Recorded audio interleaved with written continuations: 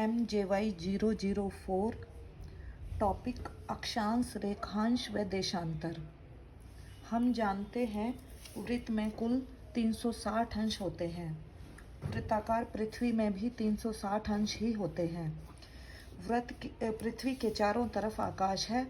आकाश में उत्तर दिशा में दिखाई देने वाले चमकदार तारे को उत्तरी ध्रुव की संज्ञा दी गई है।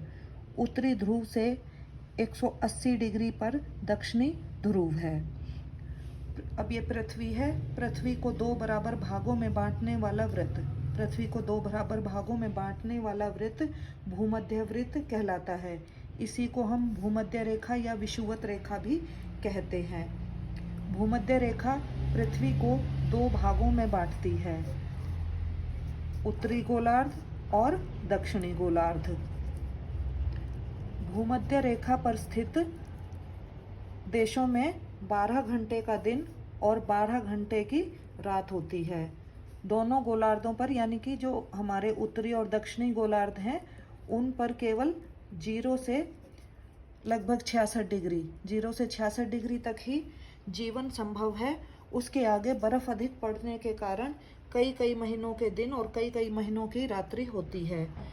उत्तरी और दक्षिणी ध्रुव पर तो 6 महीने का दिन और 6 महीने की रात होती है। जिस प्रकार भूमध्य रेखा, अब ये जो हमारा उत्तरी गोलार्ध में 23.5 डिग्री पर कर्क रेखा है और 66.5 डिग्री पर आकर्टिक रेखा है, उसी प्रकार हमारे दक्षिणी गोलार्ध में यानी कि 23.5 डिग्री दक्षिण की तरफ हमारी मकर रेखा है और 66.5 डिग्री दक्षिण की तरफ हमारी अंटार्कटिक रेखा है। अब जिस प्रकार भूमध्य रेखा पृथ्वी को उत्तरी तथा दक्षिणी गोलार्ध में विभाजित करती है, उसी प्रकार एक अन्य रेखा पृथ्वी को पूर्वार्ध और पश्चिमार्ध, यानी कि पूर्वी गोलार्ध और पश्चिमी गोलार्ध में डिवाइड करती है। जो ये सेंटर पे लाइन है, ये हमारी इसको पूर्वी और पश्चिमी में डिवाइड करती है। इस रेखा पर स्थित जो ये रेखा है, इस पर रेखा पर स्थित देशों का हमारा रेखांश 0 होता है। आजकल समय निर्धारण करने के लिए ग्रीनविच नामक स्थान को 0 रेखांश, यानी ये जो लाइन है, इस पर हमारा ग्रीनविच नामक स्थान है। ग्रीनविच नामक स्थान को 0 रेखांश पर स्थित मानते हुए उसी के अनुसार सभी देशों का रेखांश निर्धारित किया जाता है।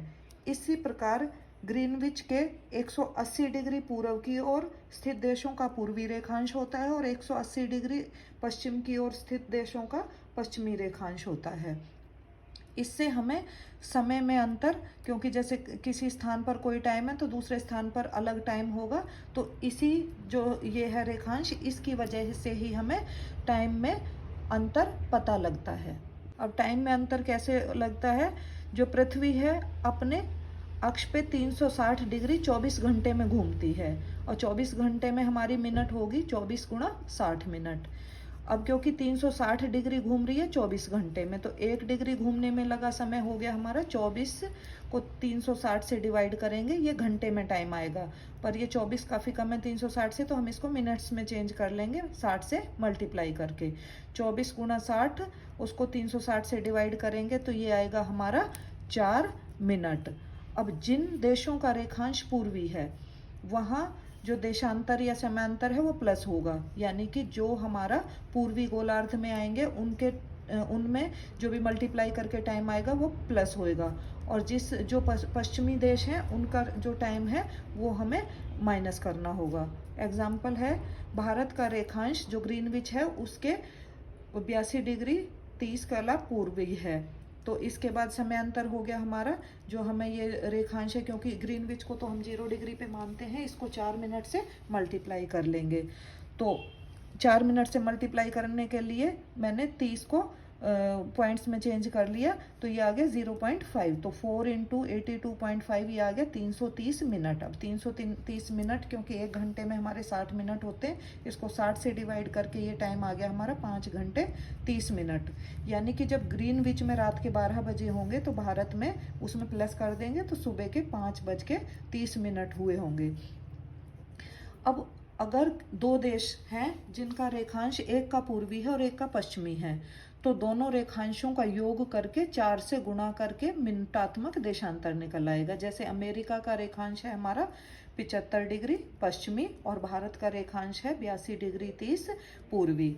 तो इसमें मिनटात्मक देशांतर जो भी हमारा फॉर्मूला है उसके अनुसार दोनों को प्लस करके दोनों रेखांशों को और उसको 4 से मल्टीप्लाई करना है। इनको दोनों को प्लस करके आया हमारा 157:30 और इसको 4 से मल्टीप्लाई करना है। पहले 157 को 4 से मल्टीप्लाई किया तो ये आ गया 628 मिनट्स और जब 30 को किया तो ये आ गया 120 सेकंड।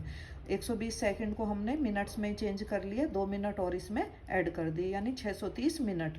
अब इसको 60 से डिवाइड करके 10 घंटे और 30 मिनट आ गया। यानी कि जो भारत का टाइम है, क्योंकि भारत का पूर्व में है, तो वो अमेरिका से 10 घंटे 30 मिनट आगे होगा। इसी तरह से अगर दोनों देश सेम साइड पे हैं, या तो दोनों देश पूर्वी हैं या दोनों देश पश्चिमी हैं, जैसे भारत का है 82 डिग्री 30 पूर्वी और पाकिस्तान का है 75 डिग्री पूर्वी, दोनों सेम साइड पे हैं, तो मिनटात्मक देशांतर के लिए दोनों का अंतर निकालना होगा। दोनों का अंतर निकाल के उसको 4 से मल्टीप्लाई कर देंगे तो ये आएगा हमारा 7 डिग्री 30 और मल्टीप्लाइड बाई 4 तो ये आ गया 7 चौके 28 मिनट और 30 को 4 से किया 120 सेकंड यानी कि 30 मिनट। तो भारत का समय 30 मिनट आगे होगा, क्योंकि जिसका ज़्यादा है, ज़्यादा पूर्वी साइड होगा उसका ही हमारा आगे होगा। तो भारत का समय पाकिस्तान से 30 मिनट आगे हो जाएगा। इसी क्रम है में आगे है हमारा क्रांति एवं चर ज्ञान। भूमध्य रेखा जिस प्रकार पृथ्वी को 2 बराबर भागों में बांटती है, उसी प्रकार उसी रेखा के समानांतर एक काल्पनिक रेखा आकाश को भी उत्तरी तथा दक्षिणी 2 भागों में बांटती है। इस रेखा के द्वारा बनने वाले व्रत को खगोलीय नाड़ी व्रत कहते हैं। सूर्योदय के स्थान में प्रतिदिन कुछ न कुछ परिवर्तन होता रहता है।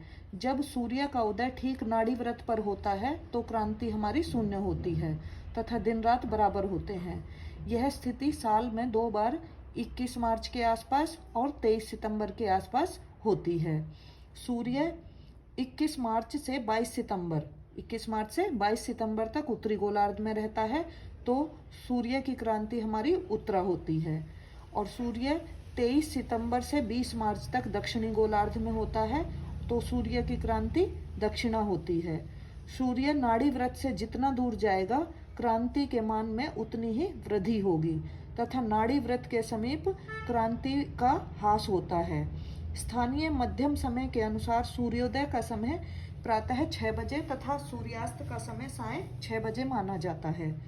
उत्तरी गोलार्ध में स्थित देशों में 22 मार्च से 22 सितंबर तक दिन बड़ा तथा रात छोटी होती है और 23 सितंबर से 21 मार्च तक रात बड़ी तथा दिन छोटे होते हैं। दक्षिणी गोलार्ध में इसके विपरीत होता है। मध्यम सूर्योदय यानी कि प्रातः 6 बजे से पूर्व अथवा पश्चात जो सूर्योदय का समय परिवर्तित होता है उसका संस्कार हम इस प्रकार करते हैं। अक्षांश इंटू क्रांति, इसको 2 से मल्टीप्लाई करके 25 से डिवाइड करेंगे तो चर मिनटादी आ जाएगा। इसका चर मिनटादी का उपयोग हमारा सूर्यास्त सूर्योदय साधन में होगा। उदाहरण है 6 अगस्त 2020 को स्थानीय सूर्योदय हेतु चर मिनट ज्ञात करने हैं। स्थानीय सूर्योदय निकालने के लिए हमें चर मिनट ज्ञात करने हैं। अब लखनऊ का अक्षांश है हमारा 26 डिग्री 51 कला उत्तरी और 6 अगस्त 2020 की क्रांति है 16 डिग्री 47। तो सूत्रानुसार यानी कि जो सूत्र अभी मैंने पहले बताया है, अक्षांश इंटू क्रांति इंटू 2/25, यह है 26 डिग्री 51 कला। अब इसको हमने पॉइंट्स में चेंज करने के लिए 60 से डिवाइड कर देंगे। 51 को 60 से डिवाइड करेंगे, ये आएगा 0.85, तो ये हो गया 26.85। ऐसे ही 47 को हम पॉइंट्स में चेंज करेंगे तो ये आ जाएगा 16.80 इंटू 2 और 25। तो इसको जब हम मल्टीप्लाई करके 25 से डिवाइड करेंगे तो ये आएगा 36.08 मिनटादी। और अब इसको हम पॉइंट्स को सेकंड में चेंज करेंगे तो वही 60 से हमें इसको 0.60 से मल्टीप्लाई करना पड़ेगा, तो ये आ जाएगा हमारा 0.048 सेकंड, जो अप्रोक्सीमेटली हमारा 0.05 सेकंड है।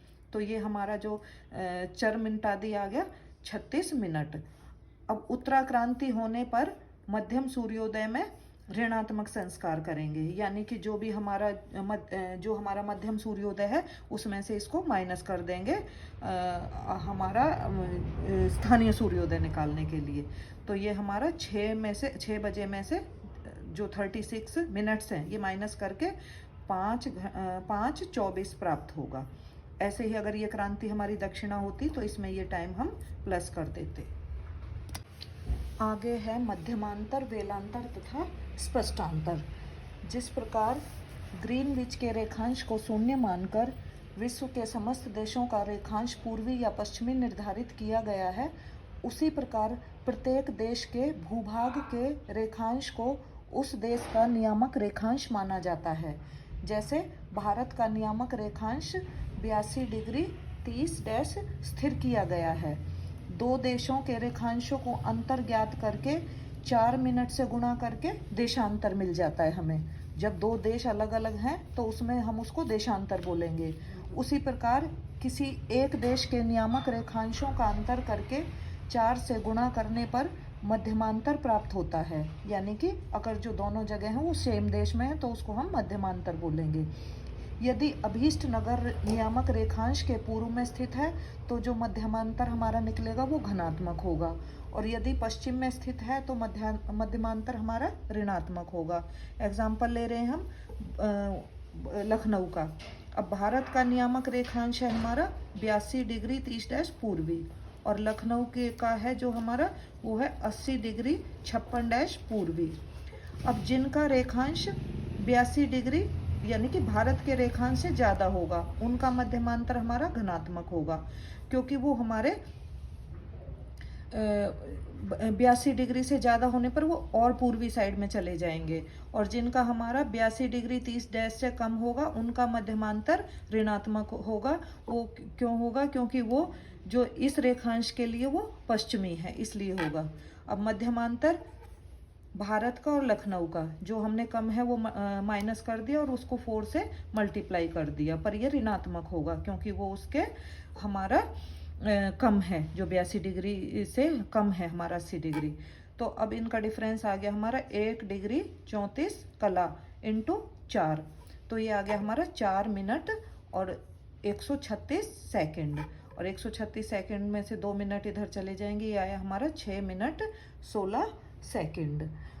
अब स्थानीय दृष्ट समय और स्थानीय मध्यम समय के अंतर को हम वेलांतर कहते हैं। वेलांतर की डेफिनेशन हुई स्थानीय दृष्ट समय और स्थानीय मध्यम समय का अंतर। जब दृष्ट समय मध्यम समय से अधिक होता है, जब दृष्ट समय मध्यम समय से अधिक होता है तो वेलांतर धनात्मक होता है। अतः दृष्ट समय ज्ञात करने के लिए मध्यम समय में वेलांतर जोड़ना होगा, अन्यथा वेलांतर ऋणात्मक होने पर दृष्ट समय ज्ञात करने के लिए मध्यम समय में से घटाना पड़ेगा। वस्तुतः जो वेला शब्द मध्यम व स्पष्ट सूर्योदय काल के अंतर का द्योतक है। आगे है हमारा स्पष्टांतर। मध्यमांतर और वेलांतर का आपस में संस्कार करने पर स्पष्टांतर प्राप्त हो जाता है, यानी कि प्लस माइनस स्पष्टांतर is equal to plus minus मध्यमांतर प्लस माइनस वेलांतर। इसका ये मतलब है अगर तो हमारे मध्यमांतर और जो वेलांतर हैं दोनों हमारे पॉजिटिव हैं तो स्पष्टांतर पॉजिटिव आ जाएगा। अगर ये दोनों हमारे ऋणात्मक हैं तो स्पष्टांतर भी हमारा ऋणात्मक हो जाएगा। इन सब की आवश्यकता हमें सूर्योदय और सूर्यास्त साधन के समय पड़ेगी। धन्यवाद।